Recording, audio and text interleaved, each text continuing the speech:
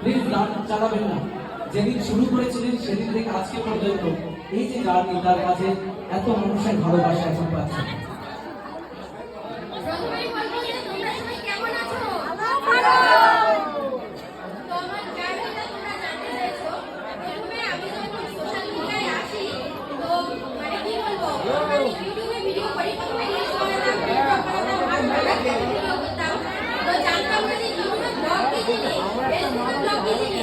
তারপরে একটু একটু করে সবার সহযোগিতায় আর সবথেকে বড় কথা তোমাদের পাশে থাকার জন্য আজকে কিন্তু আমরা এই জায়গায় এসেছি। আর সবটাই অবদান তোমাদের।